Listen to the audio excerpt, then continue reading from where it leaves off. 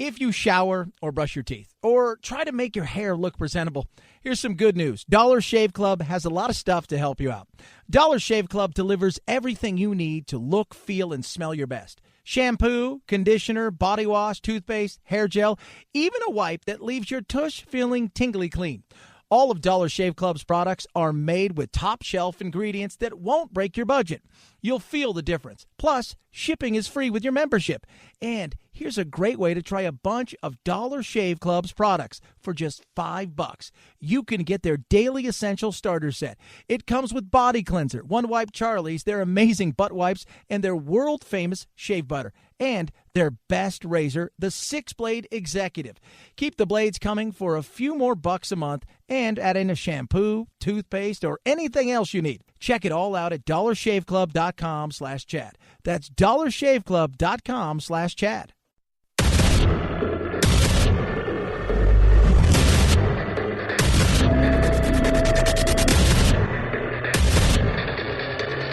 Independent in thought and punk rock in life. It's the Chad Benson Show. No borders, no nation. No borders, no nation. Now, this is the border. No border, no nation, no deportation. No borders, no nation. What do you say at this point in time? You know, when I talk to my friends who are on the left, who are like, oh, we shouldn't, these people are just coming here for asylum and they're starving. I'm like, well, that doesn't count. That's not asylum. Right? You look up asylum, like, hungry. That doesn't count. Right? That doesn't count. So what do we do? Because you got all of these people that are here now. People in Tijuana don't want them. People in Mexico don't want them. And if they're looking for asylum, Mexico's offered them asylum. And by rule, that's kind of where you get offered it, you take it. But it was never about that. They always want to get here. And it's not even about, we want to be Americans, right? We want apple pie in America. We want the whole. No, they want to come here because they look at this as the great land of opportunity. It's the golden goose, and they want to come get some of that golden goose. I don't blame them. If I was hungry, I had a family to feed, I'd do the same damn thing. Most of us would. But I would also accept the fact that there are rules. And that's what's happening now is there are no rules as far as they're concerned. They feel entitled to all of these things. And that's the thing I think frustrates so many up. Frustrates the hell out of me. I can look and I can see sympathy. I mean, I could be empathetic and I could be sympathetic towards somebody. I could see why people are trying to run and get the hell out of these countries that are just failed states and just useless years of corruption. I can see that. I get it. But there are rules. What do we do? That's the question. When I ask my friends on the left, what do we do? Well, we let them in and we allow them to have asylum here. Asylum from what? Well, some of them are hungry. That doesn't count.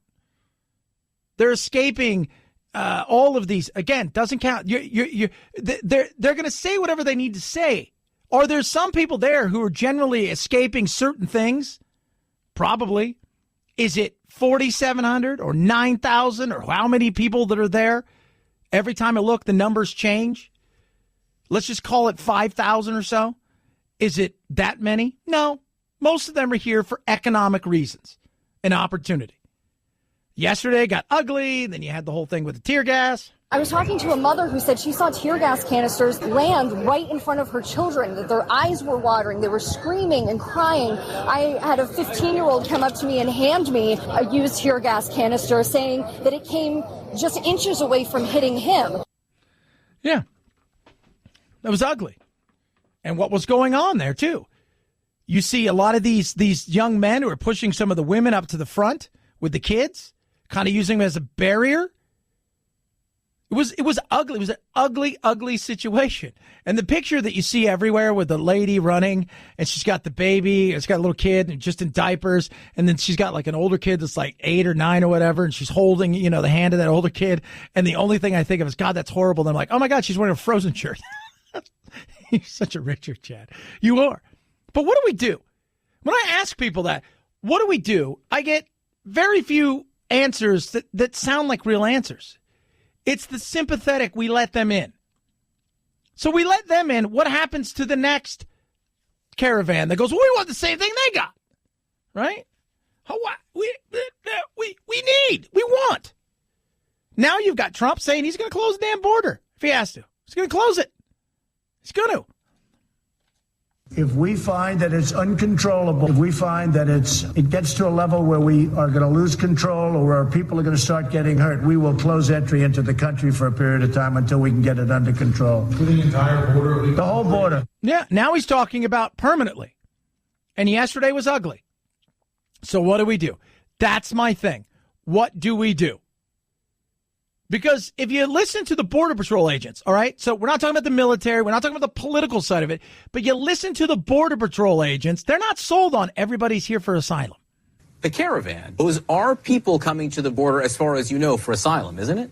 I do not believe that is true. I believe there are definitely people in that group that are going to try to claim asylum. The vast majority of those from the what we call the Northern Triangle are economic migrants, though. They do not meet the qualifications to get asylum here. Yeah, and that's the issue. Now, earlier when I did one of my live streams, people were asking me, and we do them periodically throughout the day, and people were asking me, well, what would you do? And I said, look, I think what we need to do is we need to be proactive. We need to think outside the box. And how do you think outside the box in a situation like this? You say, well, we've tried all this other stuff, and it's not working. And part of that is because our middle management, and I've been talking about this, and I'll continue.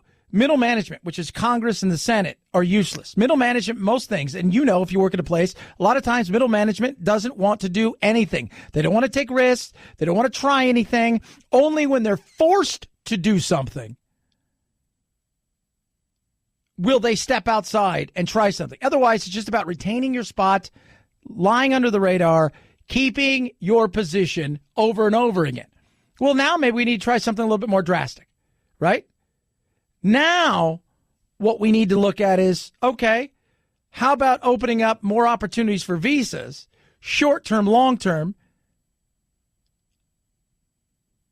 keeping people in a sense, we're going to keep them and we're going to hold them accountable. You get a visa for 6 months and you're here for 9 months, you're done. You don't get a visa again. Period. Case closed. Right? You get a visa for a year and you're here for a year and you leave, you can get a visa again. Make things easier. Yes, 100%. I got no problem with that.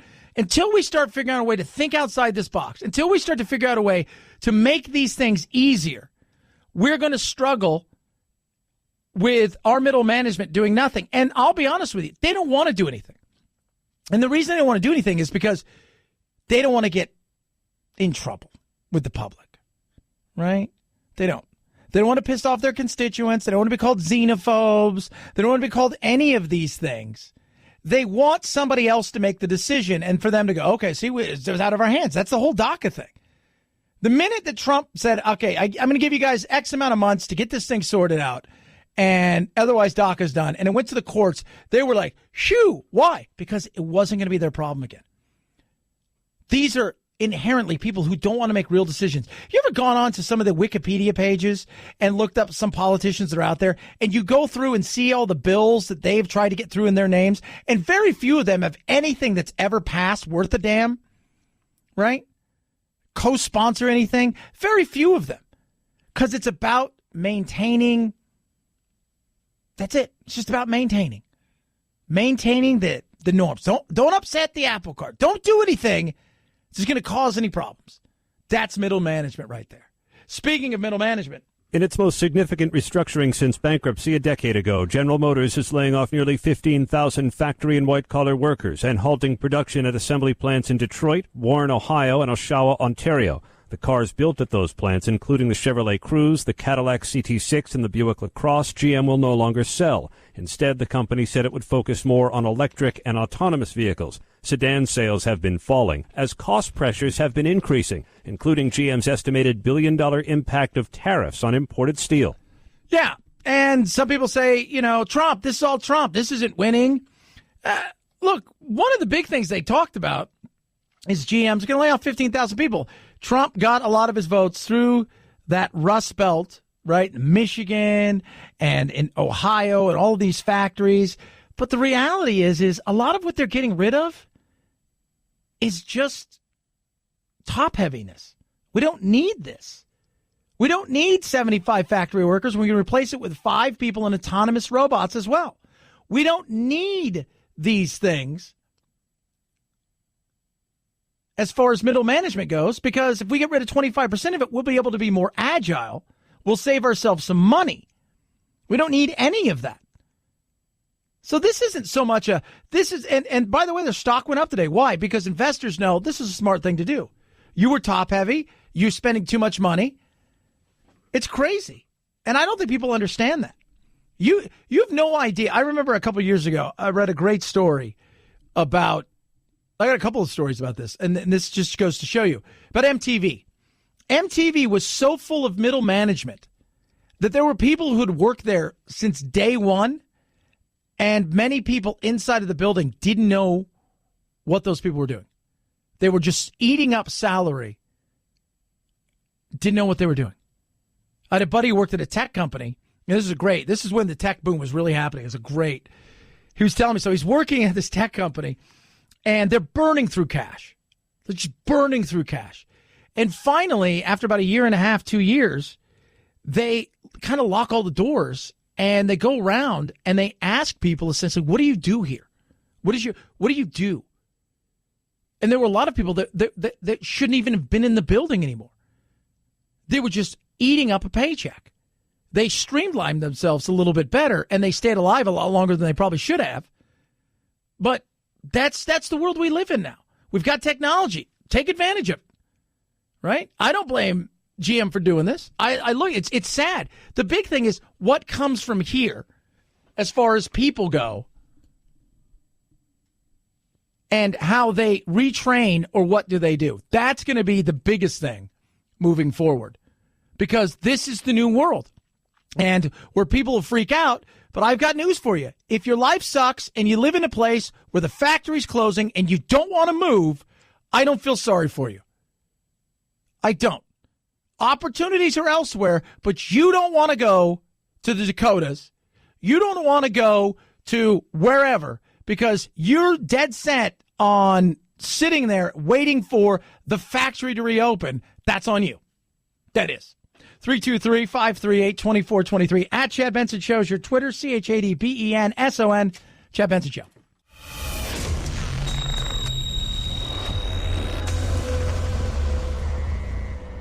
Deep states? No. Deep doo-doo? Yeah. The Chad Benson Show. More than 78 million Americans are expected to drop nearly $8 billion this Cyber Monday on everything from electronics to clothes to furniture to toys. Not just stuff, though. It's also experiences. Udemy has Cyber Monday discounts on online classes. Some of the airlines are offering up to 30% off. You can even get deals on password managers, which security experts say you should be using if you do a lot of online shopping. Some other tips: only use reputable websites or companies, and sign up for a credit monitoring service to make sure everything you buy is on the up and up. Or just get ExpressVPN. You don't have to worry about all that crap. Just letting you guys know that. I had a little shopping today. I'm not going to lie to you. I enjoy it. I've been looking. Some things I'm like, I really like this. I really like that. You know, I'm waiting around and deals are good. I was just talking to Phil earlier today. The thing that makes me just go, that's just incredible, is the fact that, and we had, what was that guy's name, producer Phil, that we had on? The guy that had the book about the things that we need are getting, more expensive than the things. Oh, God, it was just great. And he's right, because listen to this, people. All right, listen to this. Think about all that's going on in the world.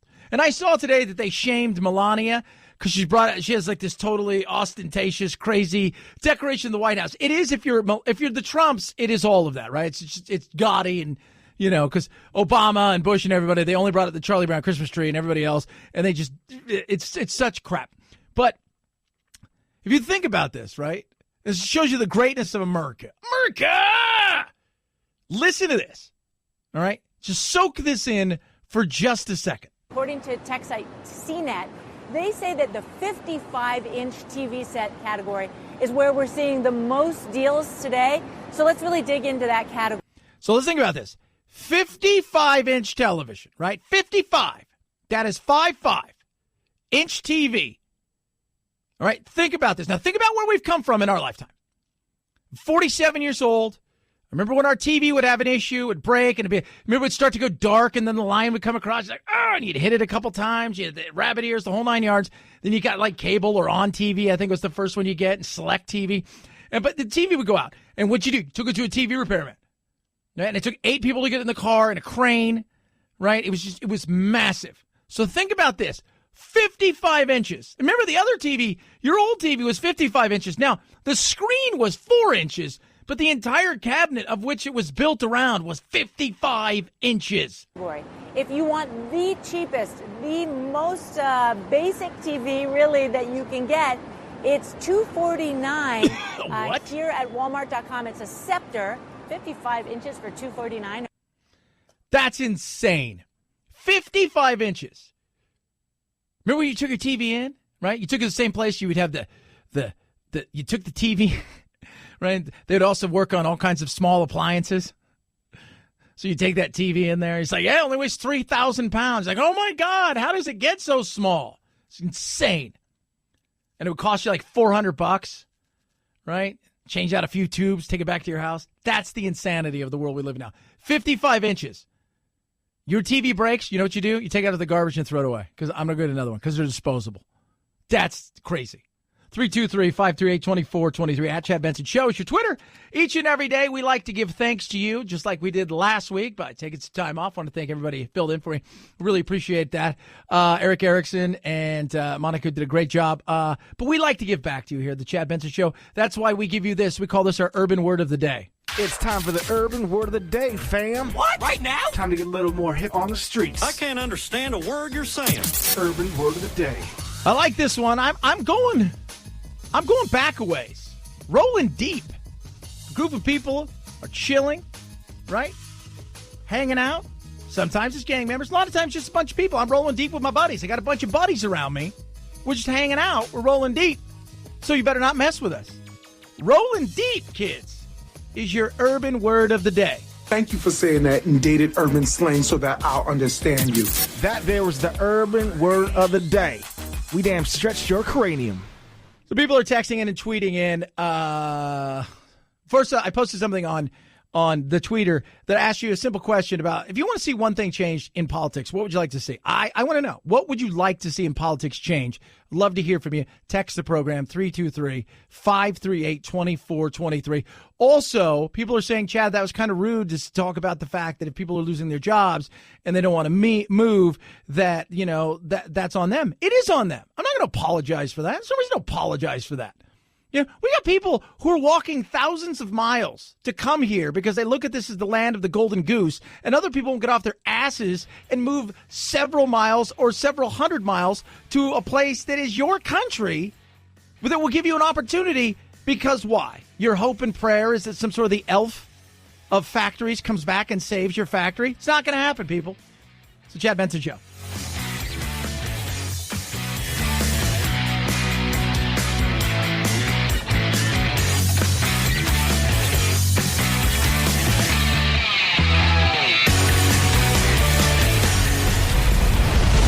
The Chad Benson Show.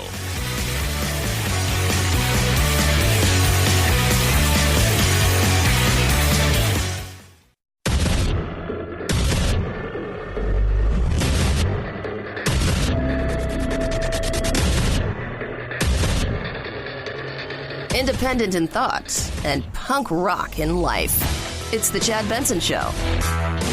Let me ask you about the president's potential deal with the incoming government of Mexico. It's not clear yet if they've totally signed off on this, but the idea that any asylum seekers that come through Mexico seeking asylum would stay in Mexico until their court date in the United States.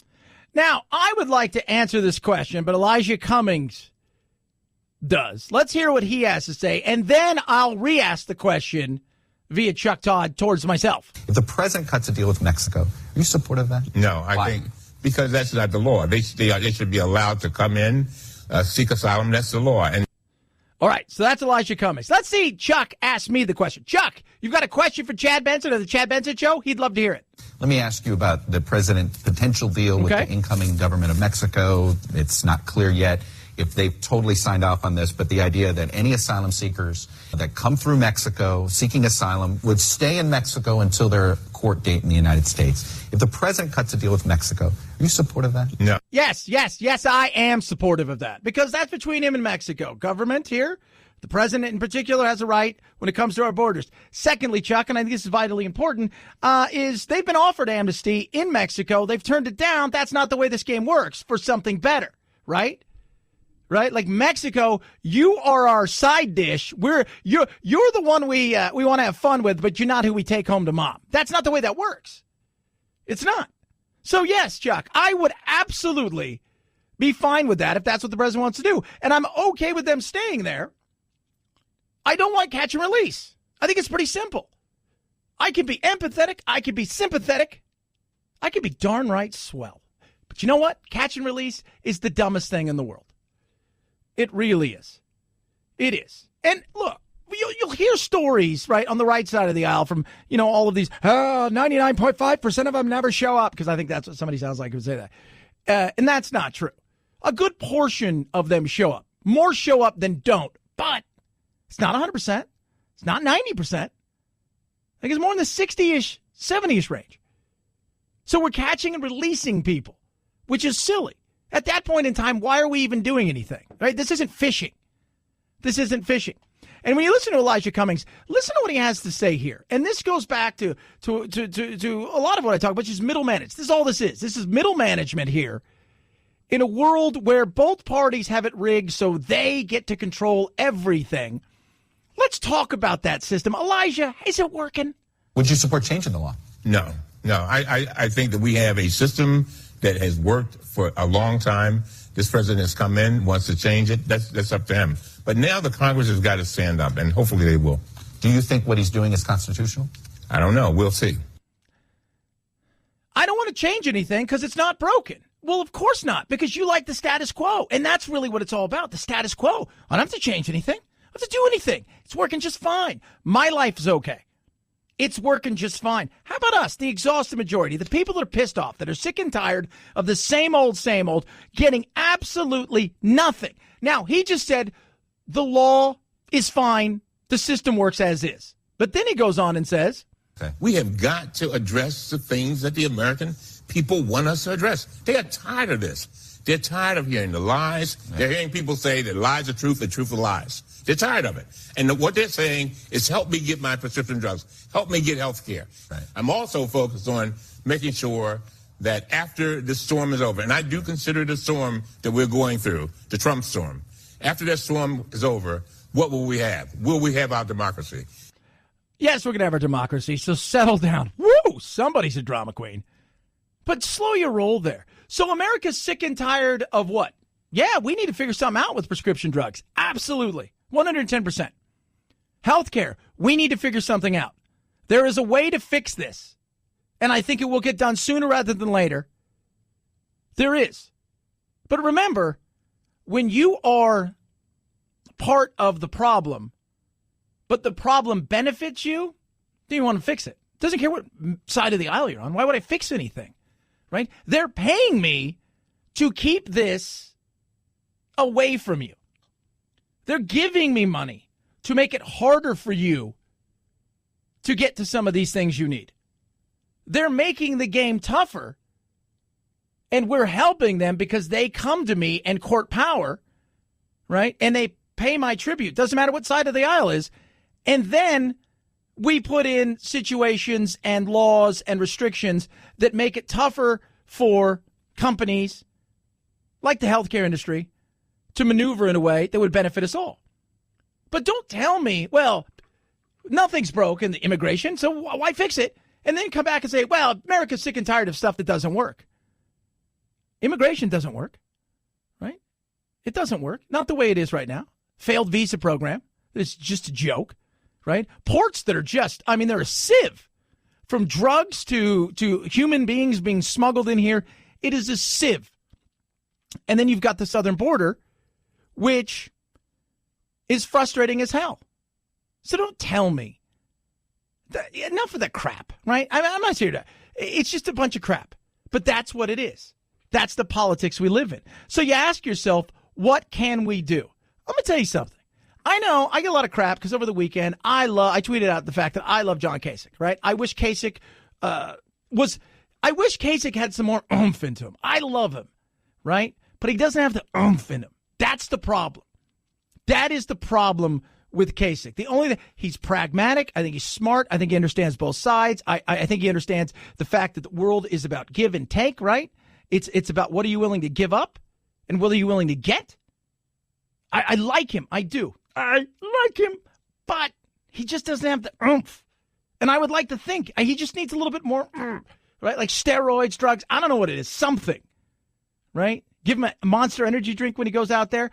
But he talked this weekend with Stephanopoulos about maybe the time has come for another run, but not from either party. You're going to be out of office in a few weeks. And, of course, you did run for president last time around. You ran for it back in 1999 as well. How seriously are you thinking about taking it on this time? Very seriously. Look, we need different leadership. There isn't any question about it. Do I run because I've determined that I can win? Or is it important for me to make such a good showing that I can send a message that can disrupt the political system in this country? Now, I'm going to tell you guys this right now. Does he really think he has a chance to win? Well, you never know. But I think he realizes that to win, he's going to have to be the fastest snowball in the history of snowballs to get through this. But do I think he can get on every single ballot? Do I think he could take away from both sides of the aisle, in particular Trump? And do I think that matters to him? I do. And a lot of people think, it's just all about defeating Trump. I think there's something to that. But I think there's some other stuff that he talks about when it comes to not just Trump, but all sides of the aisle and the exhausted majority, the third party, the alt-middle, as we call it. You talked earlier about this possibility of maybe running on a bipartisan ticket. Is that something that is truly viable? And is that what you think Americans are looking for? Let's just say that Donald Trump is nominated and Elizabeth Warren is nominated, and you have this ocean of people who sit in the middle. Is there a legitimate opportunity for a third-party, bipartisan kind of ticket to be able to score a victory or to have a profound impact on the future of American politics? Yeah, I think there is. I really think there is. I think there's a huge opportunity in front of us. I think it sits here and it's ready. And what are we going to do about it? That is the question.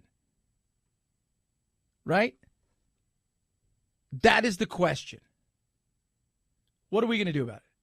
Well, Chad, because realize this, the monopoly that we should be worried about isn't Apple and Google and all. The monopoly we should worry about is Republican and Democrats. That is the biggest monopoly we should be worried about because those two have a stranglehold on everything. Those two play a game. Those two do everything they can to make sure that there's not a third. Because they don't want anybody messing in their playground, right? Could you think about this for a second, right? Just let's play business games. Oh, business games. So if you had a widget you sold, right? So you sold a widget. And this is your widget and you build it up. But you got a rival widget company. But between the two of you, you guys do all right, right? You battle it out. Your widget's better, my widget. It's Coke and Pepsi kind of thing. You battle it out, but you've got kind of the run of everything. And there's no real other widgets, right? There's a little widget over here that nobody really cares about, and a small one over there. Could you imagine a third widget that moves in that's nearly the same size of you? You guys are going to do everything you can to fight off that other widget company from coming in. And that's what they do. They'll win at all costs because they'd rather have each of them 50% of something than have to give up a lot, potentially. 20, 30, 40% coming off their bottom line. They don't want that. They don't want no part of that. They don't want any of that crap. That right there is the issue. And I'm going to keep banging the drum until we start to get some people out there that are ready to do. Now, people talk about him and Hickenlooper, and he joked around yesterday. There's no way. Could you imagine a Kasich Hickenlooper on a bumper stick? But, yeah, I think he could. The big thought was when the Maverick, supposedly was the Maverick, that he was going to, he's looking over and think, oh, maybe there was going to be a Democrat, right? Maybe Lieberman or somebody's going to run with him. You're going to have a ticket where it's kind of split. It would be interesting. And I think it can happen. And I think it can happen nationwide. And I think Kasich might be the person for it. Doesn't mean that I think he's going to win. Does it? But I think when he looks at stuff and sees the left going for the left, the right doing whatever Trump is telling them to do, and he's got a big approval rating amongst 90%. And as I tell my friends, 90% approval rating doesn't mean they believe everything he says, and doesn't mean they fall and step into. It means that the stuff that he does when it comes to the economy and things like that, they agree with. Doesn't mean that they're in step with him as a person and a human being, but guilt by association. But I think the opportunity is here, and I do. Now, will it happen? That I don't know. But I tell you what, I have a feeling, I really do. The more I see him on TV, the more I hear him talk, the more I read about him, Kasich's going to jump on this thing. He is. Whether it is to really become vocal and give the people a place to actually come out and talk about their frustrations and vote for somebody because they're sick and tired of both parties, or whether it's just strictly to take on Trump, that remains to be seen. But I do believe it's coming. At Chad Benson Show is your Twitter. ChadBenson. You can tweet at us. Love hearing from you. I asked the question. I'll ask it again and keep tweeting at us. A lot of stuff. We'll get to some of those tweets in a little bit. And you can text the program 323-538-2423. If you get one opportunity in politics to change something, so you're the magic genie, right? And they've given you they give you the wand or whatever it is, and you can just go ring, and then you can change something in politics. What is it you would like to do? What's the thing you would like to do? Text the program 323-538-2423 at Chad Benson Show. Twitter. Bombfell is amazing. So here it is, Cyber Monday, right? You just had Black Friday, right? What do they call it? Brown Thursday? I don't know. I'm making stuff up now. Don't listen to me. I'm crazy. But this I am crazy for. Bombfell is the way that we like to shop, guys.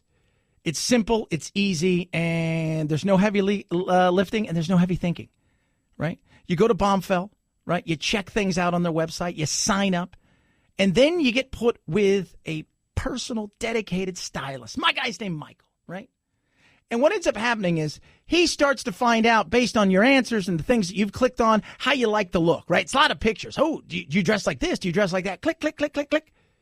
Right? Because I mean, this weekend, watching people shop and all of this kind of stuff, and, not really knowing where you're getting some of your clothes from if you try to do it online, because you kind of have to worry about that. You have to worry about that with Bombfell. You're going to get the best clothes around. The best. Top quality, high quality. You put them on, you're like, oh, God, I feel so much better. It is amazing. And it comes to your house, and you open up the box, and you try it on. What you like, you keep. What you don't, you send back. You buy multiples, you save 20%. This is what I'm doing for you. Well, it's Bombfell's doing it. Join today. Go there today. Go to BOMBFELL.com/Benson. That's bombfell.com/Benson. You're going to save $25 off your first purchase. That's bombfell.com/Benson. Bombfell.com/Benson. You're going to look amazing. At Chad Benson Show, Twitter, ChadBenson. It's the Chad Benson Show.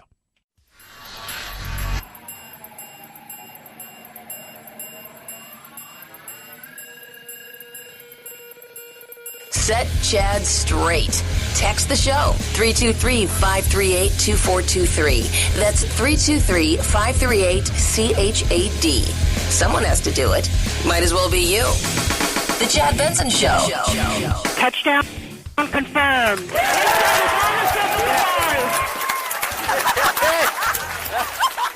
Oh, man, she's excited, isn't she? Somebody's going to have a few pops tonight. What? That right there was the nerds of NASA changing the world. So they landed on Mars, right? So they've gone to Mars. Now, this 2012, they landed there. And that was, this is a different one that has landed there now. And it was interesting because they had 7 minutes of fear or terror, as they were calling it, because it was entering the Martian atmosphere, the Martians, and 13,000 miles an hour, and then it had to slow down to virtually nothing.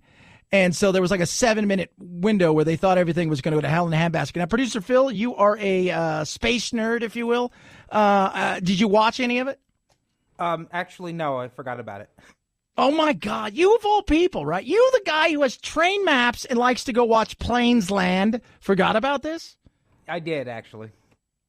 We're going to take away your nerd card. Time for science. The hard part is over. They've landed on Mars, and now it's time for the science. We've sent missions to Mars before to study the surface of Mars, to study the atmosphere, but we've never really looked inside Mars. And one of the reasons scientists want to do this is because 4.5 billion years ago, Earth and Mars were very similar. But somewhere along the line, about 1 billion years into Mars life, it changed dramatically. And they want to figure out why. Global warming? Climate change? I don't know. Figure something out, right? I don't know. Chad, you're just being obnoxious now. It's pretty awesome, though. It really is. And I read over the weekend, this was great.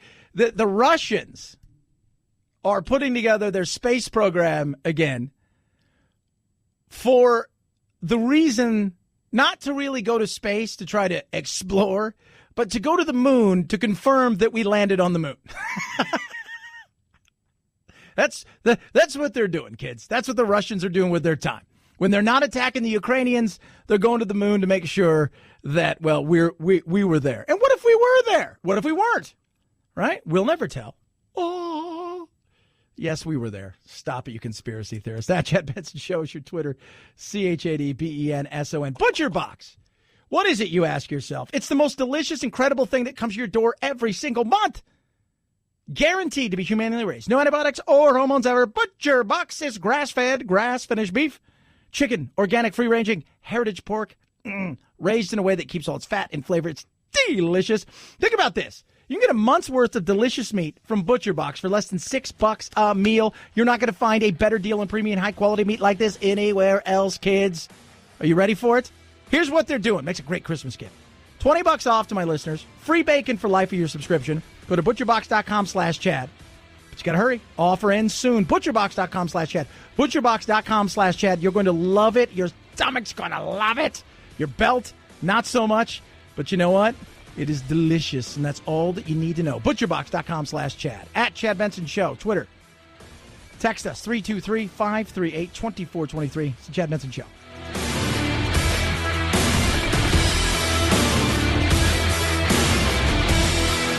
This is the Chad Benson Show.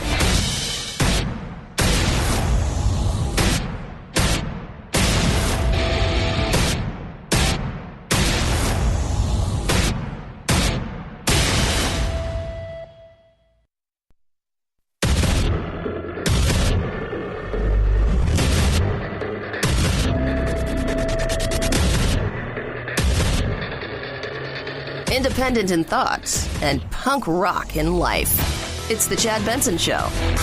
Detroit Mayor Mike Duggan releasing a statement that he learned about the closing of the Hamtramck Assembly plant Monday morning. He calls the news troubling. Democratic Congressman Tim Ryan, who represents a Northeast Ohio district that includes the closing Lordstown plant, tweeting out, "Today our generation is facing a new Black Monday." Congressman Ryan also pointing the finger at President Trump, saying he's been asleep at the switch and owes this community an explanation. Now, this is big news for a lot of people out there, right? Like, he won Ohio. He went to these places where Democrat strongholds have been there forever and a day, and he was able to get them to vote for him because he talked about jobs. We're bringing jobs back, kids. We're bringing jobs back. You don't have to worry about sitting there anymore, living off what's left of your retirement. You can get your butt off there and put on that hard hat again, and grab that there lunch pail and head on down to the factory. Whoop, whoop, clock on in. It's all going to be good. Manufacturing's coming back. He even said, "I'm going to wave the wand." Said that today. He's waved his magic wand and manufacturing jobs are coming back. Some of that's true. This had nothing to do with Trump. Maybe the steal a little bit, but the reality is a lot of this is just we got too much of this. We get cars that nobody really wants to buy. We're going to focus ourselves elsewhere. And we're top heavy. We're middle management heavy. And they're getting buyouts. It's not like they're just going, all right, you guys are done. Some of them are going to walk away with a little bit of money. When's the last time you got fired from your job and they handed you a nice severance package? Not often. Very rarely. Very rarely. But this has all to do with the fact that you've got 14,000 people, some of these factories that produce cars that nobody's buying. There's no need for that, right? There isn't. Nobody's buying these cars. We're going to focus we're going to look to the future. We want to be less top heavy, so we're more agile. We can move. This was strictly business, and it showed that in the stock market today when GM jumped. Why is that? Because investors go, you guys are getting it right now. A lot of what's hurting you, not only do you have a couple products that nobody's buying, but secondly, you can automate a lot of that stuff, and you got way too much management. And middle management is useless.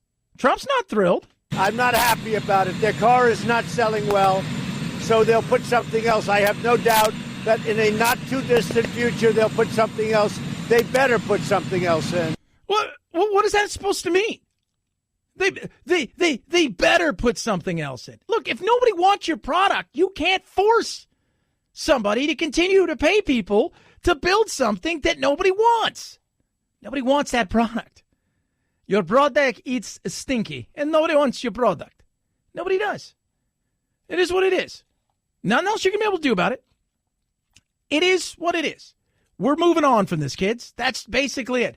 Now the question is, and this is going to be a big question moving forward for a lot of people, because as we look in the masses, and we see the masses, and in mass, 14,000 people are going to lose their job. Now, middle management people may be able to get middle management jobs elsewhere. But the factory workers, what are you going to do? That's my big question. I talk to a lot of factory workers across the country all the time. People who used to be in factories, people who used to have manufacturing jobs, people who used to work in that kind of assembly plant, things of that nature.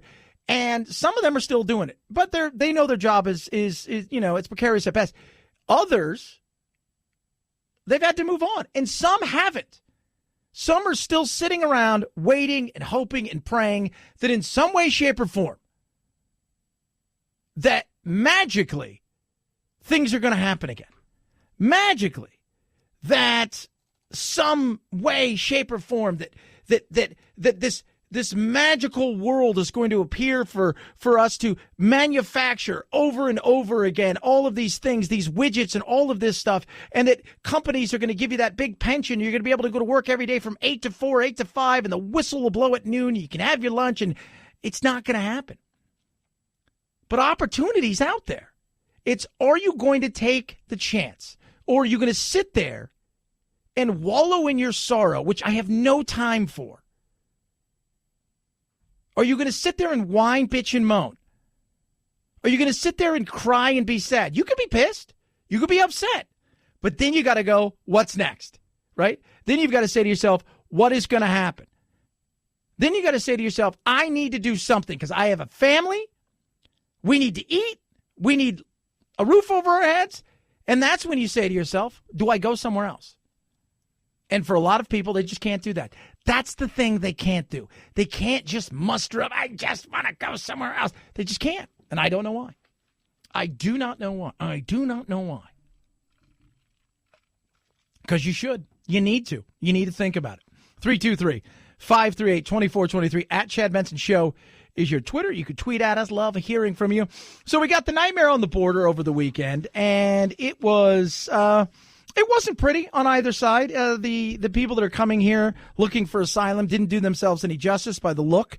And then the tear gas that was fired out there, people were freaking out about that. And who gave the order was my favorite thing I heard earlier. Who gave the order to fire the tear gas? Who gave the order for what? Some people act like they were, oh yeah, it's mustard gas, I think. Yeah. Oh yeah, totally. It was brutal. It's the way that it is. Mustard gas, and it was... it was all of these just awful things, right? Like, I don't know, Ebola virus probably. I don't know. It's ridiculous. But it makes me laugh because you hear the way that some people are reacting. And seeing some of these kids, it's awful. It is awful to see these kids and to see some of these mothers. But what are they doing here? This is the question. Well, they're coming here because they need jobs. Well, Mexico's offered them asylum. They don't want that because they want to come here. And they're demanding, right? Like, they're chanting and they're demanding. Mexico doesn't want them. Tijuana doesn't want them at all. And now you're in a situation where, what are you going to do? And Trump is like, he's not backing down. If we find that it's uncontrollable, if we find that it gets to a level where we are going to lose control or where people are going to start getting hurt, we will close entry into the country for a period of time until we can get it under control. For the entire border? The whole border. Now, is that going to happen? I don't know. But I think it's getting closer and closer and closer, at least temporarily, where they're going to say, well, we've had enough. And that port there, the San Ysidro port, is the busiest port. 75,000 people come through it a day. I think 22,000 cars. People go back and forth there.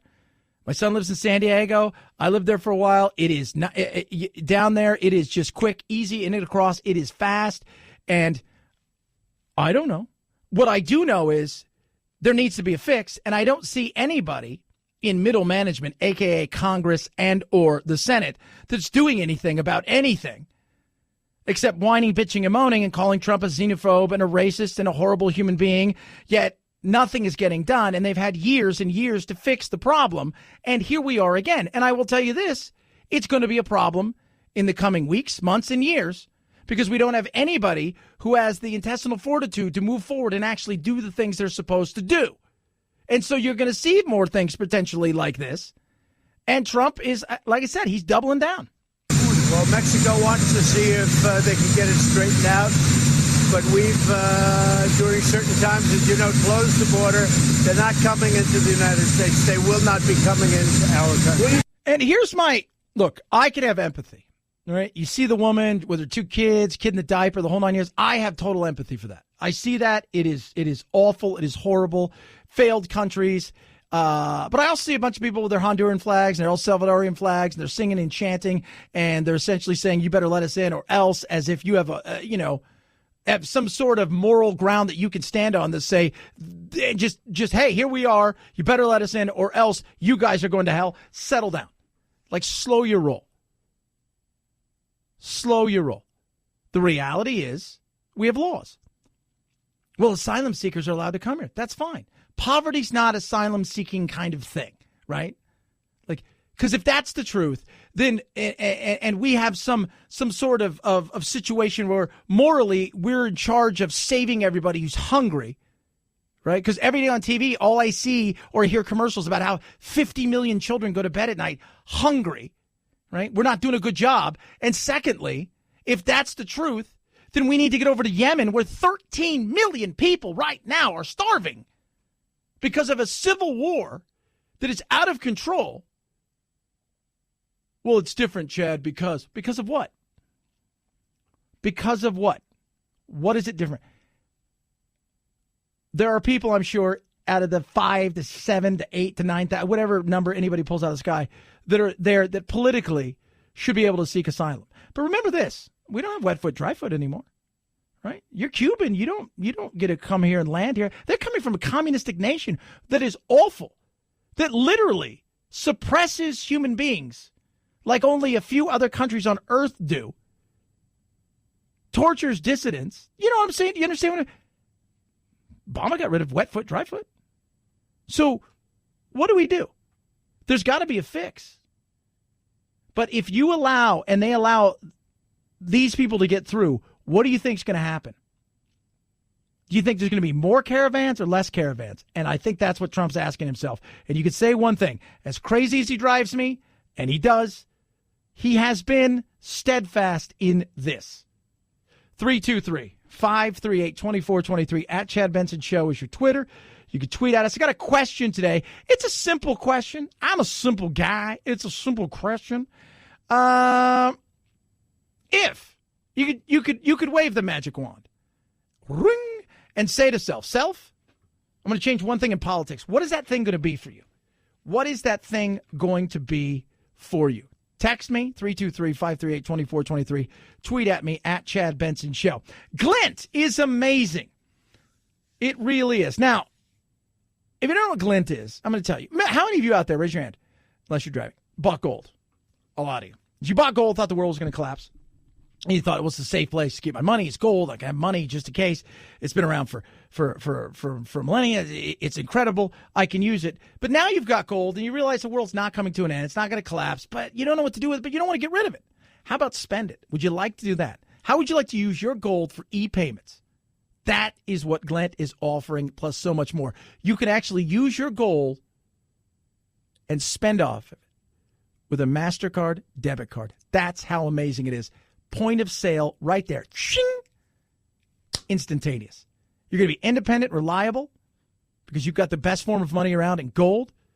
Regulated and safe choice is what Glent offers you, and control and choice for you. That's what Glent is going to give you. You're going to reestablish fairness in money. It is amazing. Check it out for yourself. Don't take my word for it.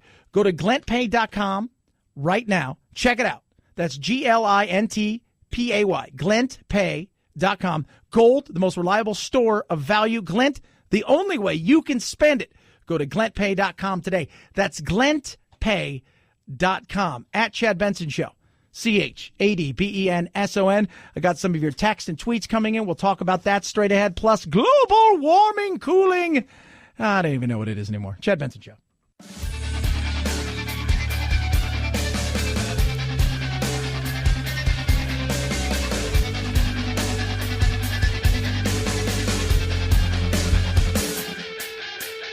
Welcome to the Alt-Middle, where solutions live and ignorance dies. The Chad Benson Show. So, climate change, kids, is here. Now, whether you believe we are the only ones responsible for it or we aren't responsible for it, I mean, you know, you're a denier, you're an alarmist. Both is probably true, right? Like, you could probably deny stuff even though you think, well, we are probably contributing in some way, shape, or form. I'm not denying that. People always say you're a denier. No, what I am is somebody who wants to look at this in a very real way on how we solve problems, right? Because we're only a portion of the problem. Like, America's only a portion of the problem. Do you think India and China are going to abandon building their middle class? No. Now, they're trying to do stuff, and they're investing in infrastructure programs that we're going to help somewhere down the line. But for every $1 they invest in that, they're investing $2, $3, $4, $5, if you will, in things that are going to pollute the air. And there's only so much that we're going to be able to do, right? It's like that's the reality of it. So we had what? A big report that comes out that basically says that the Earth is in a lot of trouble. We're going to lose billions and trillions of dollars. We're going to lose hundreds of thousands of lives. And I always joke and say, okay, that all sounds, you know, we always hear these things. But the reality is that the thing that's going to happen? Because we always go to the place where when it comes to climate, right, it's the extremes. But that's government. Government always goes to the extremes. Why? Because government's trying to sell you something. Remember, each one of these departments that puts this thing out needs there to be some of these things to continue to get the money they're getting. If climate change didn't exist, a lot of these people would be like, So I always say, look for who writes the report. The IPCC report is less alarmist than this, and even that was said to be pretty alarmist. So I think that there's a lot of skepticism around it, but that being said, it's really going to take both sides to come together and realize that this is a problem no matter how big the severity is. Yeah, and I've always said this. I don't care. Look, climate and weather are two different things. I don't think people realize that. Am I right? Climate, weather, two different things? It's just unfortunate that President Trump plays to his base in trying to tell them that it's not real and trying to say that somehow weather is the same thing as climate. Yeah, and that's the big thing that people are well, he says it's getting colder. Do they not see that? It's not the same. But you're also trying to predict the future of the what ifs. I read an article this weekend that says, maybe the best thing for climate change is if we figure out how to dim the sun. And I thought to myself, the hubris in that. How we're going to magically dim the sun? Think about that for a second. I don't know who or what is causing all of this. I think it is a bunch of things together that are causing this. Now, you can argue on one side, hey, the rise in temperatures has given us longer growing seasons. We have longer lives. There's a lot of things because a cooling trend is worse. The reality is climate's going to happen. Weather's going to happen. We play some part of it. How big of a part do we play? That's the question that needs to be asked going forward. And I don't you know what? As long as the game's going to continue to be played this way, nothing's going to get done in any way that's going to satisfy any side. It is our country. It is our world. It is our environment. We need to take care of it. It's that simple, for whatever reason. 323-538-2423. Environment, it's Cyber Monday. Let's talk about real stuff. Chad Benson Show.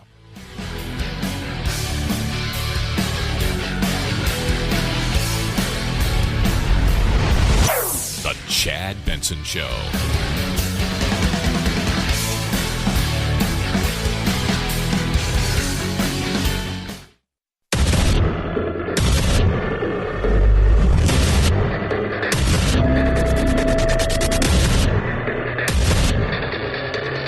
Independent in thoughts and punk rock in life. It's the Chad Benson Show. More than 78 million Americans are expected to drop nearly $8 billion this Cyber Monday on everything from electronics to clothes to furniture to toys. Not just stuff, though. It's also experiences. Udemy has Cyber Monday discounts on online classes. Some of the airlines are offering up to 30% off. You can even get deals on password managers, which security experts say you should be using if you do a lot of online shopping. Some other tips: only use reputable websites or companies and sign up for a credit monitoring service to make sure everything you buy is on the up and up. Absolutely. Cyber Monday going to be huge. I did a little shopping, not going to lie to you. Did a little shopping. Didn't do it. Normally, like when I'm with my family down in Orange County, we go Thursday night. We go out, we get something to eat because, my mom's, everybody kind of scatters. There's my mom and my aunt and myself and a couple of the kids, and we'll go out and get something to eat and stuff. And she's past the point now where she wants to make food, and I get that. And we'll go out and do a little shopping. I didn't do any of that this year, but Cyber Monday, hell yeah. Because I think it's the way, that's how we shop nowadays. I mean, that's just it. That is the way we shop. And by the way, for those of you middle management and management types and upper management owners, guess what's going on today at work? It's Cyber Monday, so you may as well admit it. 64% of us are going to shop during the holidays online at work. It's going to happen whether employers like it or not. Hell yeah, it is. God, some of the deals. Like we were just talking about, you see these people coming over from Honduras and El Salvador and all this stuff. And we're just so ridiculously, beyond blessed in this country. You realize the life that we have is incredible, right? It is. It is just absolutely beyond anything, anywhere in the world, at any time in human history. We have the most incredible time, and we're living it right now. We're living it. Some of you are like, I'm not, I'm struggling. It's happening, but you know what? You could fix that. And how much are you struggling? How much struggle is there? Comparatively, we just talked about 13 million people in Yemen are starving.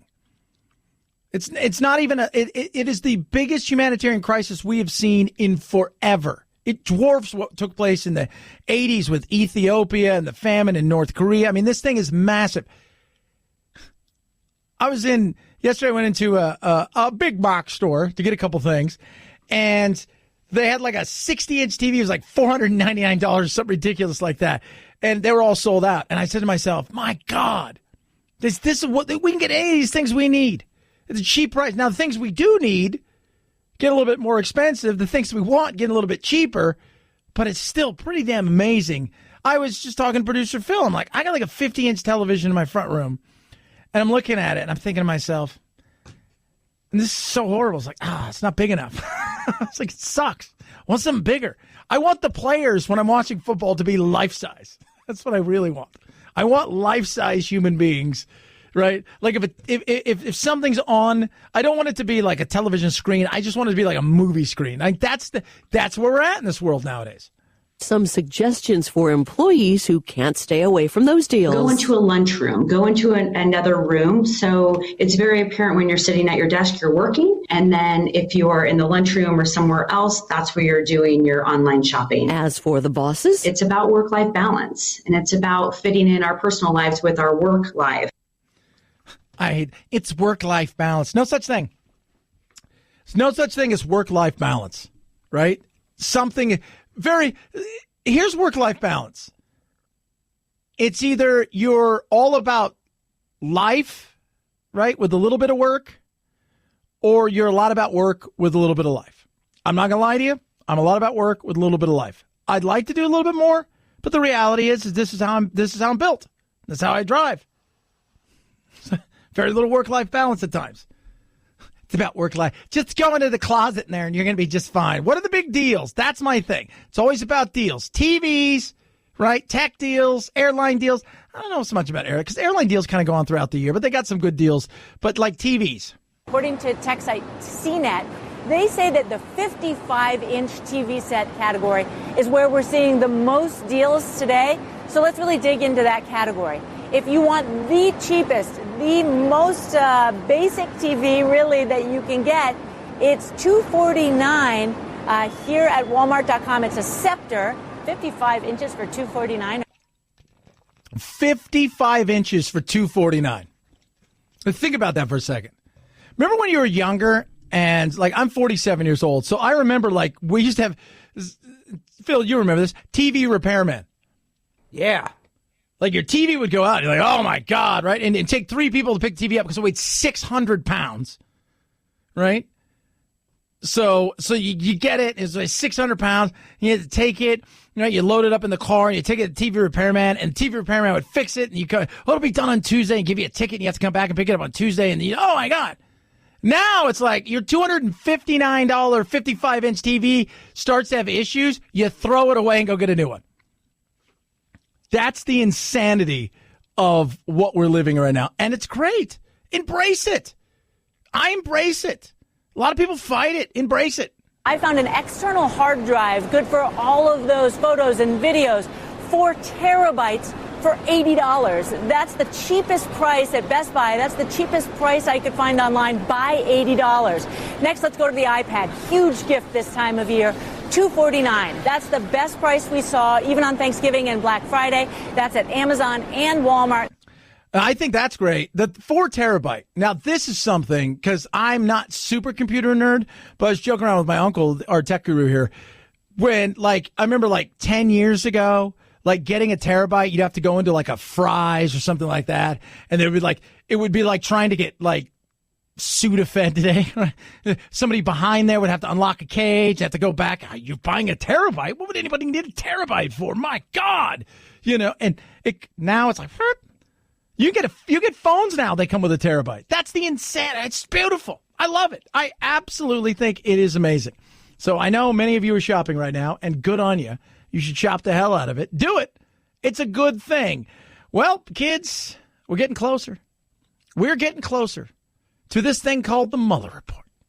Oh, the Mueller Report, the Mueller Report, the Mueller Report. Is it going to be ugly?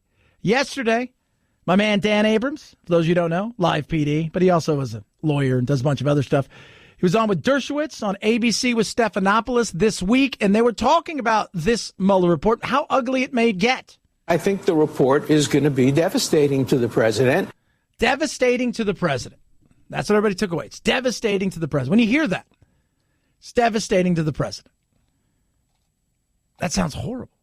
It does. But when you put it in context of the entire thing, and I think that's what you need to do when you listen to it, because the left picks some parts out, the right picks some parts out. The reality is this is the full context of what he was saying. And I think the report is going to be devastating to the president. And I know that the president's team is already working on a response to the report.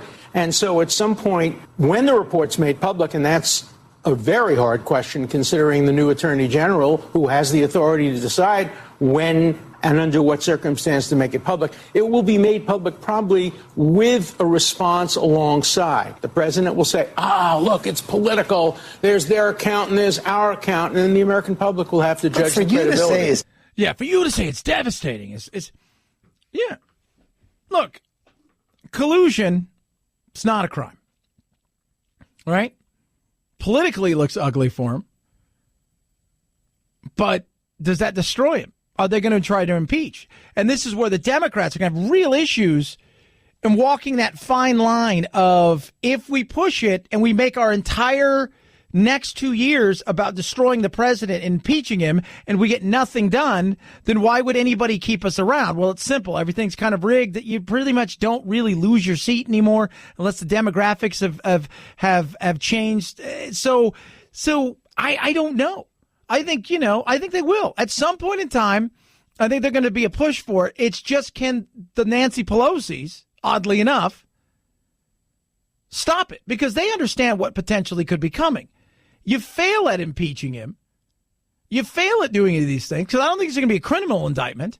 Other people are falling around him like flies, but many of those have absolutely nothing to do with the president other than the association. You can't blame the president for somebody money laundering on their own, right? Like Cohen can come out and talk all this game. Oh, my God, he's the worst human being ever. I was his fixer, and I was all of these things. You got all the salacious skeletons in the closet. But your money laundering of $4 million has nothing to do with him. That's on you. That's a you problem. But I want to see what this thing looks like, and that's if. Because Whitaker can say, okay, well, we're not going to make this thing public. That is going to be the big issue for a lot of people out there. So we'll see what takes place. Will it be devastating? I think it's going to be uncomfortable. I think it's going to be more uncomfortable for his family. But I think it's going to be uncomfortable. How much did he know? That remains to be seen. We will find it out sooner rather than later. I have a feeling it's coming to an end, and we may get it here in the coming weeks. So how ugly will it get for him? How much pressure will it get from him? And will it have an indictment eventually for his son, which would put him in a really bad position? And is there perjury on his part? So they'll release joint statements fighting each other. And this is the way it goes. If you're on the left and you hate Trump, you still hate Trump. Nothing in that thing is going to change you from disliking anything Trump does as a human being, as a president, whatever. It's not going to happen. If you're on the right and you love Trump, it's all lies. It's all crap. It's all BS. None of it's real. Nothing's going to change. Then there's us in the middle, the exhausted majority, right? Just looking around going, some of it's political and some of it's kind of real, and I got to get on with my life. 323-538-2423 at Chad Benson Show is your Twitter. It's the Chad Benson Show.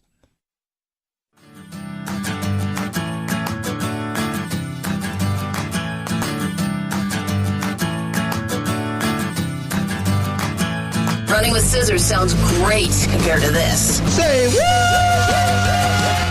It had a safe in it. The first person that they called to open the safe, I guess, couldn't or didn't. They called a second person. When that person opened it up, they're inside the safe. Normally they're empty, but this time it wasn't empty. It had $7.5 million cash inside the safe. What? Now think about this for a second. So there's that show, right, where they go and they bid on stuff, like on these storage units. And I guess they were doing a charity event last week, and a little old lady approached the guy that is the auctioneer on that show and said, "Hey, thank you. You sold my nephew or my son or whatever this thing for $500, and inside of it was $7.5 million." And they were astonished by it. So there's a safe. It's got $7.5 million in it, and then a phone call comes in. And then they got a phone call, mysteriously, from an attorney that was representing the folks that lost the money inside the unit. And they offered $600,000, then they doubled it to $1.2 million, and they gave them $1.2 million in exchange. I guess they gave them back $6.3 million. Now, here's my question to you. What would you have done? Because you've bought it. They didn't pay it. You bought it. You bought this. It is a finder's keepers, right? That's the whole show, right? Right? Storage wars. People go out, and that guy goes, yep, and that other guy's out there is an idiot with his kid, and they hold and they do all these things, and you buy these things. There is no takey-backy. I myself, I'm not a Richard, but you didn't pay, right? You didn't pay. So, I mean, it was nice that you did that, but I think I'm keeping it. I got to be honest with you. Maybe I'll keep half, right? Maybe I'd keep half. And I give the other half to a charity of my choice that I happen to represent as my 501c. The question is would you give it back, or would you keep it and would you run for the hills, or would you look over your shoulder, or what would you do? Yeah, and I'd also find out who is calling mysteriously. Like, if it's a big gang that may shoot you and kill you, it's a possibility that they may say, well, you know what? Maybe I'll be a nice person. But, man, to walk away with 1.2? I think I'm going to ask for more than that. I'm sorry. Because you're, out of the kindness of your heart, you're going here. Here. Take this. Here. Take this back. I'm not a jerk. I want my $500 back too, because I bought this damn thing. And anything else in here I got to keep. Because that's the funny thing. They never said that they got to keep everything else in there. Right? It's just the $7.5 million back. Like your grandma's painting that she gave you when you were a child. They don't want that back. They want the cash back. 323-538-2423 at Chad Benson Show is your Twitter. You can tweet at us. Question that I'm asking people. And it's a very interesting question. It's a simple question. What would you do if you could wave a magic wand and do something in politics? Fix something in politics. Fix our broken system in some way, shape, or form that you would think would help. A lot of people, total and complete collapse, one person said, would be hilarious. Endless partisanship must come to an end. Deficit reduction and balanced budget. I want bills to be introduced without knowing who sponsored or wrote it. Term limits and forced retirement age for Congress and SCOTUS. A lot of people talking about that. And term limits have got a lot of those, including several that said something I have just totally talked about, which is the president getting 1 term, 6 years. 1 term, 6 years. And another person said, 1 term, 6 years plus like a 6 weeks run-up. It can't be, a year or 2 or 3 years out, just a 6-week run-up. It's got to be bigger than that because of the size of our country. It's easy to do when you're in a country that it's easy to get around. But I think, you could do it in 6 months, I think. So, and a lot of people are saying get money out of politics, which is easier said than done. I think we know that. 323-538-2423 at Chad Benson Show is your Twitter. You can tweet at us. Love hearing from you. So what would you do if you could change one thing in politics? And I think it's a really good question. For myself, I look at politics and I say, term limits for SCOTUS and term limits for all of these, that's nice. But I look at the money side of things, and I'd like to figure out a way that we put a salary cap essentially on stuff across the board. Right? You blow your money in the first week, you go over the salary cap, you get fined. Something that I want to take the power out of Washington and put it back in the people's hands, where people, guess what? They're going to have to come lobby you, businesses, with better products and a better way of doing business rather than going lobbying their friends in D.C. Hey, MyPillow is amazing. Talk about business. It's great. Sleeping. It's a tough thing. I like to do it. I tried MyPillow. I didn't sleep very well. I sleep like a baby through the night, every single night. 6 hours last night. I went to bed really late because I was working. I was watching a movie. Thank you, MyPillow. Thank you so much. Normally, that'd be 2 or 3 days. Here's what MyPillow is doing for you. You get a 10-year warranty, right? You can wash and dry it. Simple and easy. It's amazing. How about a buy one, get one free? Perfect time of year to do so. Go to MyPillow.com. That's MyPillow.com. You're going to get 2 pillows for the price of one. Use my promo code Benson. MyPillow.com, promo code Benson. Or you can even call them. 800-983-4975. It's 800-983-4975 or MyPillow.com. Use promo code Benson. You're going to sleep amazing. Plus, it's perfect this time of year. You buy one, you keep it for yourself, and you give the other one as a gift. And people are like, oh, my God, you really care about me. You're like, yeah, I kind of bought some for myself. But you don't tell them that. MyPillow.com, promo code Benson. At Chad Benson Show. Twitter, CHADBENSON. It's the Chad Benson Show. This is the Chad Benson Show.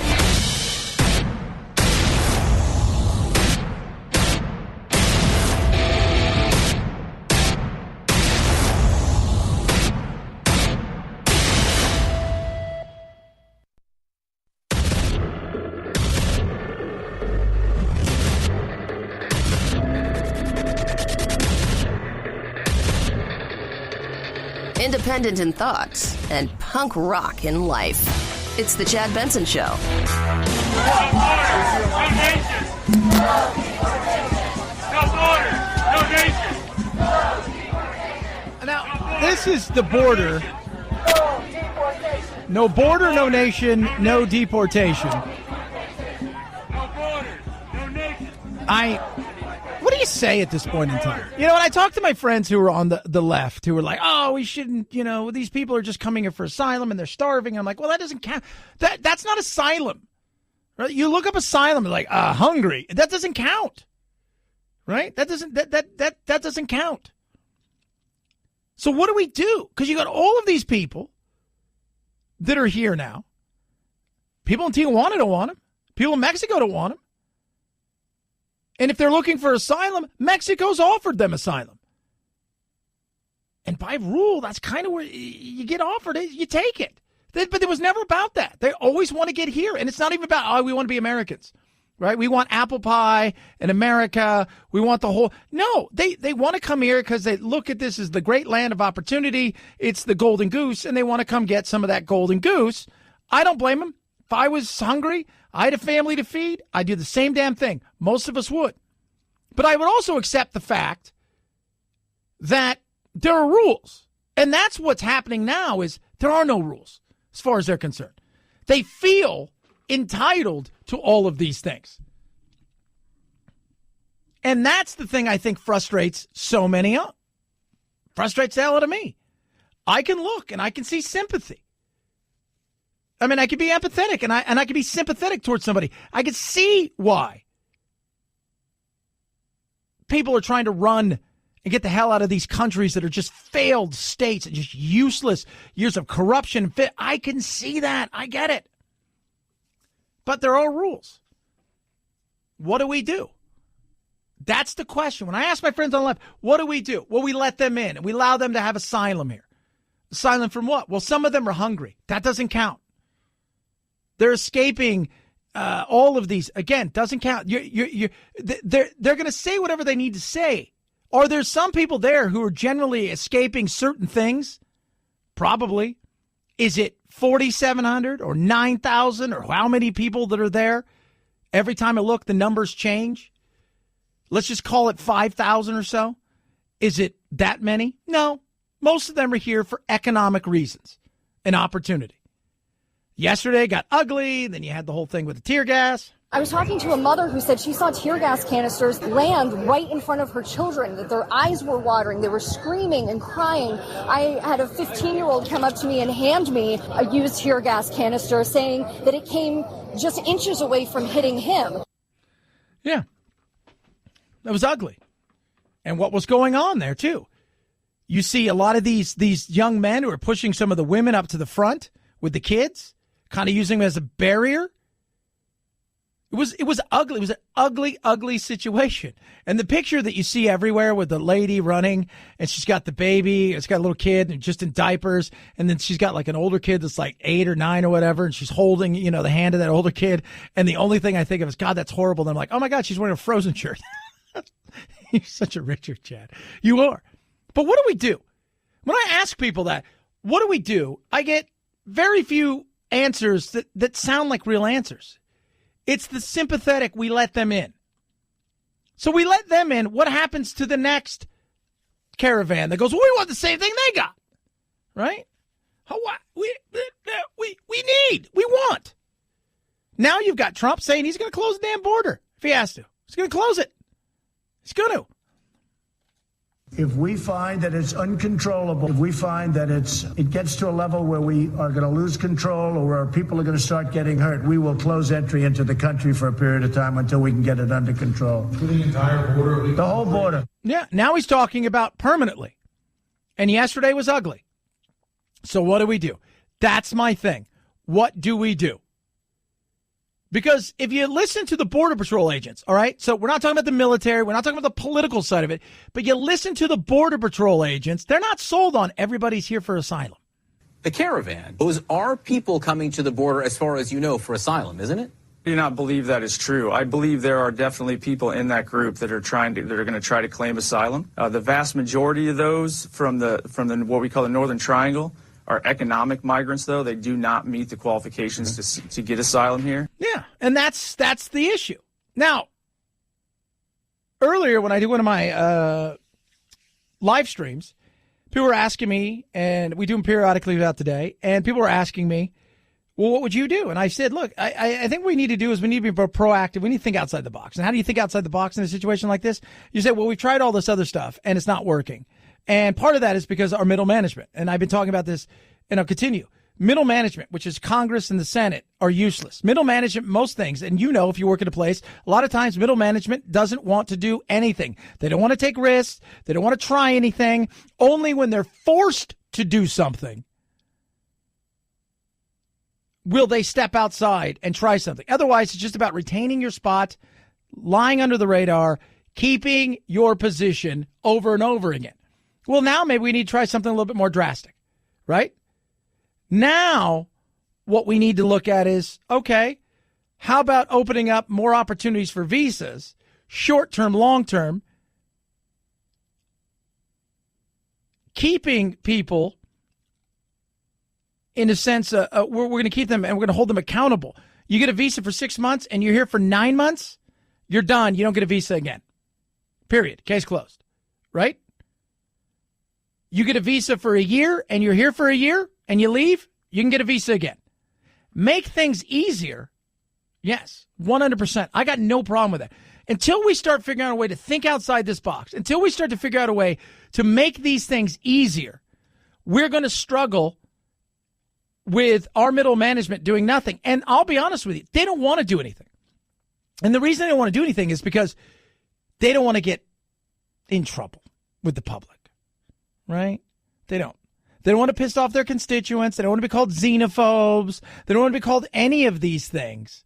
They want somebody else to make the decision and for them to go, okay, see, it was out of our hands. That's the whole DACA thing. The minute that Trump said, okay, I'm going to give you guys X amount of months to get this thing sorted out, and otherwise DACA's done, and it went to the courts, they were like, shoo. Why? Because it wasn't going to be their problem again. These are inherently people who don't want to make real decisions. You ever gone on to some of the Wikipedia pages and looked up some politicians that are out there, and you go through and see all the bills that they've tried to get through in their names, and very few of them have anything that's ever passed worth a damn, right? Co-sponsor anything? Very few of them. Because it's about maintaining. That's it. It's just about maintaining the norms. Don't upset the apple cart. Don't do anything that's going to cause any problems. That's middle management right there. Speaking of middle management. In its most significant restructuring since bankruptcy a decade ago, General Motors is laying off nearly 15,000 factory and white-collar workers and halting production at assembly plants in Detroit, Warren, Ohio, and Oshawa, Ontario. The cars built at those plants, including the Chevrolet Cruze, the Cadillac CT6, and the Buick LaCrosse, GM will no longer sell. Instead, the company said it would focus more on electric and autonomous vehicles. Sedan sales have been falling as cost pressures have been increasing, including GM's estimated billion-dollar impact of tariffs on imported steel. Yeah, and some people say, Trump, this is all Trump. This isn't winning. Look, one of the big things they talked about is GM's going to lay off 15,000 people. Trump got a lot of his votes through that Rust Belt, right? Michigan and in Ohio and all of these factories. But the reality is a lot of what they're getting rid of is just top heaviness. We don't need this. We don't need 75 factory workers. We can replace it with 5 people and autonomous robots as well. We don't need these things as far as middle management goes, because if we get rid of 25% of it, we'll be able to be more agile. We'll save ourselves some money. We don't need any of that. So this isn't so much and by the way, their stock went up today. Why? Because investors know this is a smart thing to do. You were top heavy. You're spending too much money. It's crazy. And I don't think people understand that. You have no idea. I remember a couple of years ago, I read a great story about, I got a couple of stories about this, and this just goes to show you. But MTV. MTV was so full of middle management that there were people who'd worked there since day one, and many people inside of the building didn't know what those people were doing. They were just eating up salary, didn't know what they were doing. I had a buddy who worked at a tech company. This is when the tech boom was really happening. It was great. He was telling me, so he's working at this tech company, and they're burning through cash. They're just burning through cash. And finally, after about a year and a half, 2 years, they kind of lock all the doors and they go around and they ask people essentially, what do you do here? What do you do? And there were a lot of people that shouldn't even have been in the building anymore. They were just eating up a paycheck. They streamlined themselves a little bit better and they stayed alive a lot longer than they probably should have. But that's the world we live in now. We've got technology. Take advantage of it. Right? I don't blame GM for doing this. I look, it's sad. The big thing is what comes from here as far as people go and how they retrain or what do they do. That's going to be the biggest thing moving forward because this is the new world and where people will freak out. But I've got news for you. If your life sucks and you live in a place where the factory's closing and you don't want to move, I don't feel sorry for you. I don't. Opportunities are elsewhere, but you don't want to go to the Dakotas. You don't want to go to wherever because you're dead set on sitting there waiting for the factory to reopen. That's on you. That is. 323-538-2423 at Chad Benson Show is your Twitter. AMAC, open enrollment is here. Now, what is open enrollment? Well, first and foremost, Medicare. You got a lot of questions. How would you like to have somebody who's going to help you walk through all of that? A dedicated agent. AMAC is partnered with Senior Resource Network. It's available to you when you sign up for 1 year free. It's a year free. It's not going to cost you a penny. All you have to do is go to amac.us/Chad. No credit card required, right? They're going to go in there. They're going to fight hard for you politically on a lot of things that you believe in, like no crazy health care system run by the government. They're going to go in there and fight that. Right? They don't want any of that. They want common sense immigration reform. They want things like that. They're going to be your voice. On top of that, get benefits, right? Hotel, restaurant, retail benefits. They get great benefits to like 40% off movie tickets and places like Disneyland and things like that. It's incredible. And did I mention it doesn't cost you a penny? It's free. Free is pretty good. They don't want your credit card. Go to amac.us/Chad. You're going to get a 1 year membership. It's on me. amac.us/Chad. amac.us/Chad.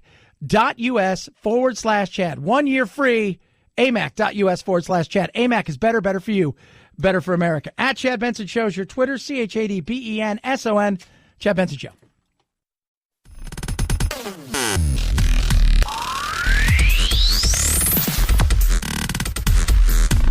Take one giant step to the left. Did you ever have anyone embarrass you like this? One giant step to the right. That's all that separates you from everything else that came from slime. You are now in the alt-middle, where it's just right. Call if you get weird. This is the Chad Benson Show.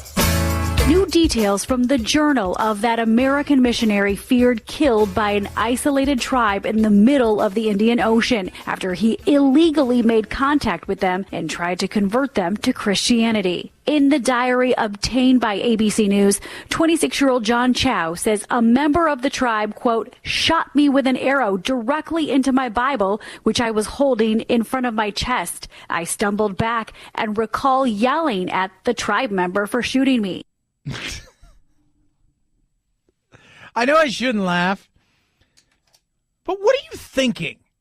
I'm just curious as to what it is that you are thinking in this situation, right? You're going to a place which, by the way, they're known to let nobody near their island at all. It's illegal to go to, so you have to pay people to go. So if you didn't hear the story, so there's this missionary, this American missionary who was going to go to this island, and he was going to convert these people. He was going to convert them to Christianity. This is a tribe that is literally untouched by. They make the Amish look like, wow.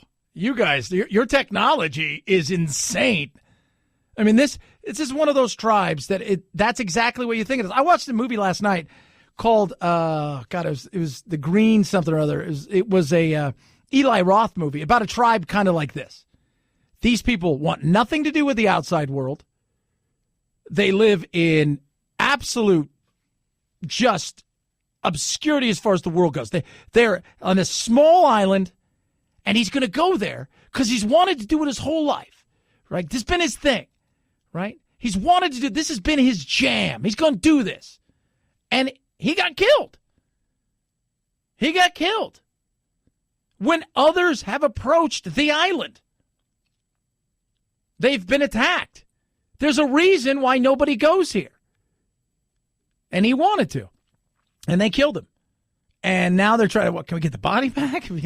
No, you're not going to get the body back. And by the way, they don't like being messed with. Chow's friends say he wanted to go to North Sentinel Island for years. It's home to Sentinelese, one of the most isolated tribes in the world. Contact with the Sentinelese people is illegal because it could expose them to our diseases, which could prove deadly. Unable to communicate with outsiders, the tribe is known to be hostile. Yeah. I mean, they've flown helicopters over and they've tried to attack helicopters. They want nothing to do with anybody. And if you're thinking about it, even for a split second, we live in a modern time. You know, everybody always blames, well, you know, the settlers came here and they gave all the Indians all their diseases. They didn't understand what was going on, right? They didn't quite get that. This guy should have known that even if you're able to somewhat survive there, you're carrying with you diseases and germs, potentially, that could wipe them out. But he was a dumbass, and he got shot. And people are like, that's sad. I'm like, it's not. It's stupidity. It's stupidity. He got what he probably should have got for coming on an island where they tell you don't go, because this is what happens. I don't feel sorry. 323-538-2423 at Chad Benson Show is your Twitter. Tweet at us. Love hearing from you. Let the hate begin. Chad Benson Show.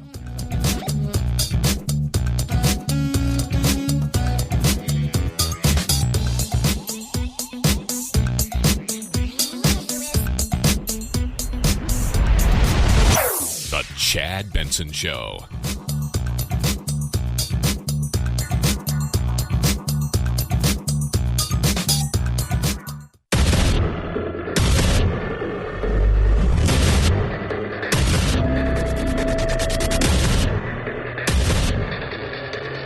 Independent in thoughts and punk rock in life. It's the Chad Benson Show. You're going to be out of office in a few weeks. And, of course, you did run for president last time around. You ran for it back in 1999 as well. How seriously are you thinking about taking it on this time? Very seriously. Look, we need different leadership. There isn't any question about it. Do I run because I've determined that I can win? Or is it important for me to make such a good showing that I can send a message that can disrupt the political system in this country? Translation. John Kasich doesn't like Donald Trump. I will run if it means he doesn't win. Whether I win or not means nothing. Of course he would like to win. That's why he ran before, twice. But him running, and the worst case scenario is he wipes Donald Trump out, I think that'd be a victory for him. He doesn't like Donald Trump. Donald Trump doesn't like him. I like John Kasich. I voted for him. I think he's pragmatic. I think he's level-headed. I think, and he's really talking about third party. I mean, that's the thing that when I watched this weekend with George Stephanopoulos, he's talking about a third party. And I think it is time that we look at this. People say, well, we've got two parties and it works. Look, things change. We don't churn butter. We used to. Things have gotten better, right? Things in life. We used to have the Whig Party. Remember the Whig Party? God, it was awesome. Everybody got wigs. It was great. We had the Moose Party. And all kinds of parties. Things change. I think a third party could work nowadays because I think you've got people who are fed up with this political apparatus that doesn't serve anybody at all, except a select few, and that's it. You talked earlier in the year about this possibility of maybe running on a bipartisan ticket. Is that something that is truly viable, and is that what you think Americans are looking for? Let's just say that Donald Trump is nominated and Elizabeth Warren is nominated, and you have this ocean of people who sit in the middle. Is there a legitimate opportunity for a third party, bipartisan kind of ticket to be able to score a victory or to have a profound impact on the future of American politics. I say hell yeah, and I'll tell you why he's talking about that. So Elizabeth Warren, right? There's a culture clash going on in this country that has nothing to do with radical Islam. It has all to do with the fact that a good majority of this country is being completely ignored. You've got elitist liberals, right? The limousine liberals. You got the snooty Republicans who aren't serving anything. They're not. They're not serving anybody. Kamala Harris works in California. She doesn't work in Cedar Rapids, Iowa, right? She doesn't. Their politics doesn't. The left is going further left. The right is God knows where. I mean, you're either with Trump or you're against Trump, and that's kind of where you've thrown your hat into that ring. Fine, let it be. But there is that exhausted majority. There is that alt middle. There is this group that is looking around saying, you know what? I can be for good education and a good military. Right? I can be for fixing the climate, even though I may not buy into everything that's sold to me about climate change and the way that groups sell it, as far as like what we can do to make our environment better. Doesn't mean we're going to fix anything. Right? There are things that you talk to most people, and that's what it's about. You know, life is, I think as Thomas Sowell said, it's all about trade-offs in life. We've stopped that. We got a zero-sum game with both sides, and they play this game, and it's crap. I like what he has to say. I do. Is it going to be him? No, I don't know if he's dynamic enough. And I think in this situation, we also live in a cult of personality. I don't know if he has that. Now, maybe in a year and a half or 2 years, when things get serious, in about a year plus, that possibility is very real. Because I think the left thinks that, well, it's either going to be, you know, Seattle, San Francisco, L.A., or Manhattan, or maybe Massachusetts values as far as the way that they look at things. Right? It's this super far left-leaning progressive, no longer Democrat, but progressive ideals, or you've got Trump, right? And those are what we're going to choose from. I've got news for you. Right now, I don't want either of them. Not saying I dislike all that Trump does, because that'd be a lie. I like some of the stuff he's done. I like the fact that he's upset much of the norm and made the people in D.C. feel uncomfortable. Sometimes in life, it's not what you want, but what you need. And I think he's been needed. Maybe it's a shock to the system, but what about the rest of us who are frustrated with this, who are sick and tired of what we see as a failure by, quote unquote, our leaders, who really aren't leaders? Again, they're middle management. I've been saying that all day. I'll continue to say it. They're middle management. It's all they are. They're just doing enough to get by. A few sound bites. They're not really doing anything. They're placating their bases and their donors, but they're not doing anything. That's the frustration. And I think he's got a great opportunity. I think there is a great opportunity here, because you can be for some things, right? I can be for taxes in a common sense, responsible way. And I could be for not spending all the money that we get the way that we do. And looking at some programs, we're saying, you know what? We need to bring in more revenue. We're going to have to raise some taxes in certain areas, but we're not going to go absolutely insane over it. And we're going to actually take the money we get and be responsible with it. I can do that. Right? I can be sympathetic and empathetic towards people who are trying to come here and figuring out a way to do it, but also want a strong border. We can do that. It doesn't have to be one or the other. But unfortunately, in the day of politics that we live in now, it's either us or them. And that's the world that the loud voices on Twitter and social media and Fox and MSNBC and all of this stuff, that's all they give you. I'm here to say it's crap. It's time to get something new. And I like what Kasich had to say. President Trump, he's got about a 90% approval rating inside the Republican Party. So is a challenge inside the party even something that has any practical chances of success? Let me ask you to think about this. At what point does somebody work and stand on principle to say that the direction we're going is wrong? Yeah. look, I like some of the stuff Trump's done. I don't like some of the stuff Trump's done. I do. Some of the stuff he's done, I just think it's sorry. It's not working. Right? But I understand why he's doing some of the things he's doing, and I like some of it. But doesn't mean, it's just like Jeff Flake is a perfect example of somebody who couldn't stand Donald Trump, but voted with him like 96% of the time. And a lot of that's his personality. I get that. But I think the whole thing needs a reset because I think there's just too many people out there who feel completely just sick and tired of this same old same day in and day out. And we're not getting anywhere. And now is the time, I think, I really do, where we could see a strong third party come in and make some real noise. Not just at the national level, meaning just Kasich alone, but other parts, through the governors, right, through state senates and state elections across the board. And I think the more that you see in the coming years is states are going to be so much more empowered to do their own thing, more so than ever before, because I think the way that we're going to be heading in the future is states are going to be vitally important in what they're doing, because as people jockeying over trying to get people to move to their states. Do you want to live in a super uber progressive place like New York, right, or California? Or do you want to live in a more conservative place? Say, for instance, Texas, right? What are you looking for? And that's going to be vitally important on how we do things. But I think there's an opportunity here. I absolutely do. 323-538-2423 at Chad Benson Show is your Twitter. You can tweet at us. Love hearing from you. Huge deals today because it is Cyber Monday. It's Cyber Monday, so you may as well admit it. 64% of us are going to shop during the holidays online, at work. It's going to happen whether employers like it or not. Yeah. Just know what happens. Understand that it happens. And really, it's like, can you get mad at people? Like, they're going to shop online. They're going to do it on their phone. They do stuff like that. But it's either that or they're playing Candy Crush.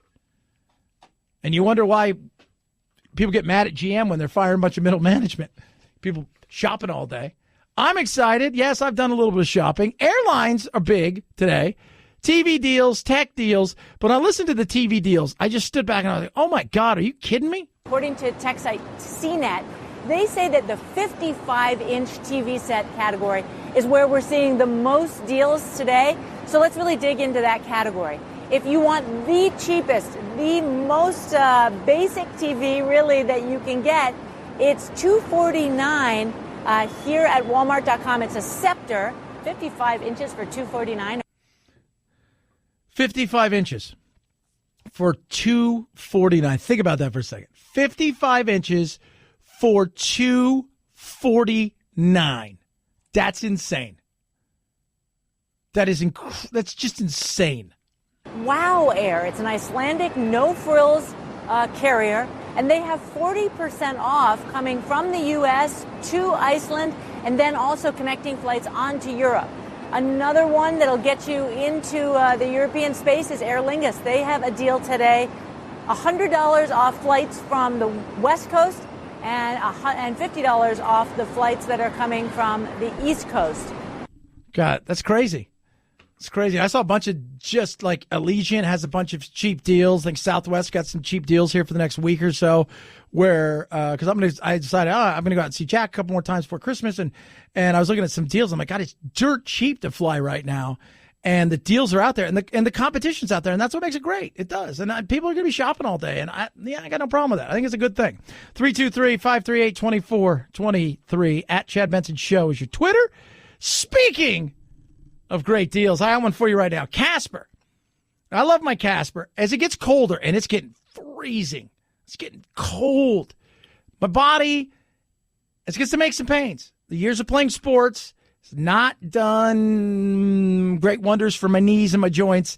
That's why I know when I sleep on my Casper, I feel amazing, and Casper is incredible. It's the most comfortable mattress I've ever slept on, and it really helps my body. Switching Casper is a no-brainer. High-quality mattress, affordable price. Sleep comfortable every single night. And the reason I love it is because of my body. When I wake up in the morning, I don't hurt like I do when I travel. And I do travel a lot. Right pressure relief, right alignment. It is exactly what the doctor ordered. Check this out. Try it for 100 nights in your own home.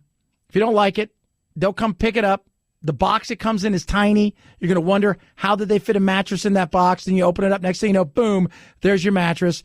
And if you don't like it, they're going to pick it up and take it back. No questions asked. Refund your money. 35,000 5-star reviews of all their products across Casper, Google, and Amazon. Check it out. Black Friday, Cyber Monday deals. Here's your Cyber Monday deals. Head to Casper. Save 10% on your entire order with any Casper mattress. That's 10%. All you have to do is go to Casper.com. That's Casper.com. 10% off your entire order today. Casper.com. Terms and conditions apply. At Chad Benson Shows, your Twitter, ChadBenso. And got your useless fact of the day straight ahead. Chad Benson Show.